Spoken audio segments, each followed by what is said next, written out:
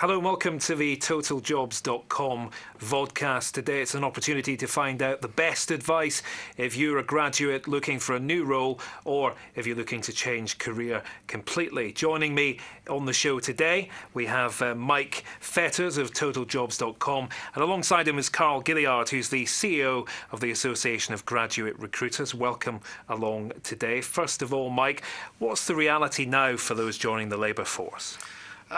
The reality is it's tough, but it's getting better. I think there are many people still thinking that the labour market is not coming back. We've certainly seen at Totaljobs an increase in vacancies. There is still high competition for those vacancies, but the reality is the market's starting to move in the right direction. Certainly last year was very tough, one of the worst recessions we've seen in a very long time, and a lot of opportunities came off the market, and we saw vacancies drop significantly. We even saw one or two high-profile names completely scrap their graduate schemes. But we've now come out of the recession. It's not back to the good old years, but it's certainly going in the right direction, and we've now got a new government as well. So the reality is it's getting better. Carl, how unrealistic are students' expectations of the market?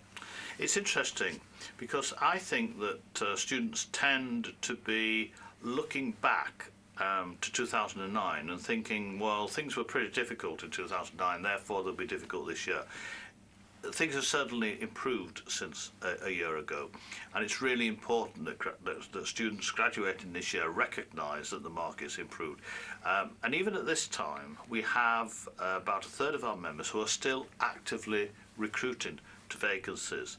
So if you're graduating this year and you are looking for a job, now is the time. You've still got time to be making applications. Don't think that it's a hopeless situation that you're facing. The big problem, though, is that employers are cutting back on graduate opportunities. Why do you think that is? I think the reality of employers cutting back on opportunities is that they tend to look further in advance of when they're going to need the succession plan of people coming through their business to eventually lead those businesses moving forward. So ultimately, graduates in maybe 2-3 years' time are going to be the kind of middle managers of those businesses. And if they can't see that far ahead, then the first area they're going to cut is graduate recruitment. The second thing is graduate recruitment is also quite expensive for companies. It takes a lot of money to attract, assess, and then bring them into business, as well as training them and developing them. So sometimes people think that graduate recruitment is the first place that people look to scrimp on budgets. We actually think it should be the last place, because if you do scrimp on those budgets, you do cut back on graduate numbers, it's only going to affect you further down the line when your business is doing well. And from your figures, how many students are struggling to find work at all? Well, we've got about 456,000 graduates. Now, that's everything from 2007 right through to 2011-12. And it also includes the European contingent as well. So there's a massive pool of people, but the ultimate thing is that the graduate recruitment market for us is quite a fluid market.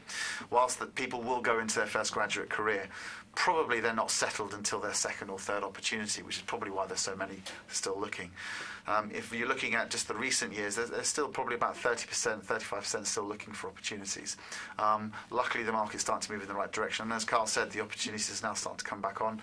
Some clients are still looking to recruit, so start looking now. What's your best advice, Carl? Because there's lots of mistakes, CVs, multiple applications, spelling errors. How would you advise a student to go about finding a role? Well, Mike's just given us a clue there. There are a lot of candidates chasing each job, so it's really important to put a strong application forward. So, spelling mistakes in 2010 are unforgivable. Researching the vacancy, giving the answers to the questions that the employer has asked rather than the answers to questions that they haven't asked is important, and making sure that you put a quality application forward. My advice would be fewer applications. Don't do the scattergun approach to recruitment, but make sure that the applications that you do are of the top quality, because I've seen applications on my own desk recently. I was recruiting a graduate intern. Some of them were so bad they virtually went straight in the bin. Now, those poor individuals, whatever qualities they've got to offer, if they're not actually filling in the application form properly, they're never going to get their head above the parapet. So it's really important to make that application a strong quality application. And if you're not sure if you're doing a good job, show it to somebody who you can take criticism from, and they'll feed back to you that you've missed this out or that's wrong. You know, you're not selling this point, your strength, as much as you should do. There's nothing wrong with that. So fewer applications, but work on the quality all the time. We've certainly noticed that on Totaljobs there's been a massive increase of the number of applications each job has been getting. It's jumped something like 20 to 40. Absolutely correct. You need to look at doing fewer applications, spend more time doing research, and be prepared to take criticism on your CV from other people that will help you put a compelling application together. Please don't forget the other experiences that you have outside of academia as well. Things like part-time jobs, things like playing sports or being part of a club or society, things like partaking in the student union or any charity work that you've done. All great experiences that you can harness skills and attributes from. And also the career service at the university really helps, doesn't it? It's amazing how many students don't think to go and get advice from their career service. I've recently spent quite a bit of time on campuses talking to final year students and asking them, you know, have you used the career service? And they say, no, not yet. Well, why not? You're graduating this year. And they say, well, because I don't know what I want to do. Well, that's precisely why you would go and get advice from a professional advisor. It's not uncool to not know what you want to do. There's a whole range of opportunities out there, and an advisor can help you work through what it is that you're looking for and then point you in the right direction. Let's not forget, when you pay your student tuition fees, you are actually paying for the career service as well as for the lectures. Certainly we've noticed that as well. To back that up, 60% of graduates that we recently surveyed said they'd never set foot in the career service. And that to me is astonishing, because we've got some of the best trained and the best qualified people at academic institutions across the country, able to provide really good advice, give really good resources, and provide tools to help them in their application process, and to understand things like psychometric testing and numerical and verbal testing. Those things are important to prepare yourselves for when you do get your foot through the door to try and secure self-employment. So absolutely, career services are a vital part of making that first step.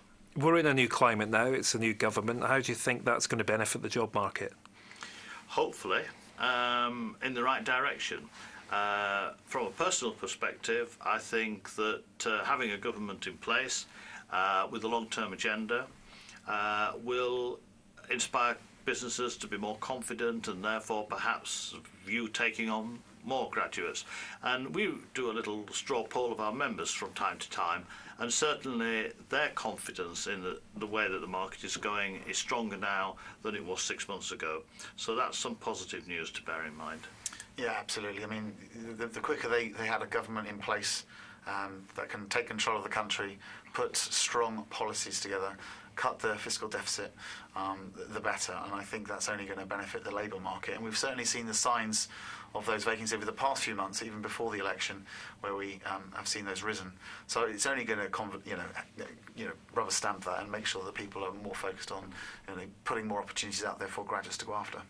Mike, I hope you agree with what I'm just about to say to the viewers, and that is, if you're graduating this year and you don't find what you ideally would be looking for in 2009, that's not the end of it. No. There's a myth around that if you don't get onto a graduate programme the year you graduate, you've missed the boat. Not true.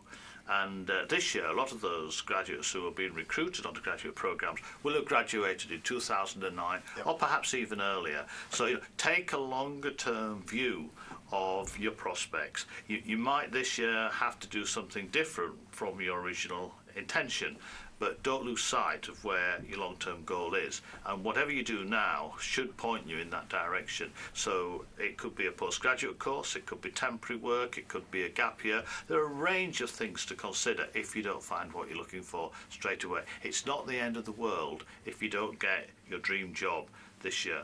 Absolutely. All those opportunities, the gap years, the going travelling, the temporary work, even going into full-time employment that is not necessarily branded as a graduate opportunity. They are all life experiences and work experiences where you can gain transferable skills from, and it's those skills that the graduate recruiters are particularly looking for. So yeah, absolutely. And far better than sitting at home feeling sorry for yourself. Absolutely. Carl and Mike, thanks very much indeed for joining us. That's it from this first Total Jobs vodcast. Do join us again soon.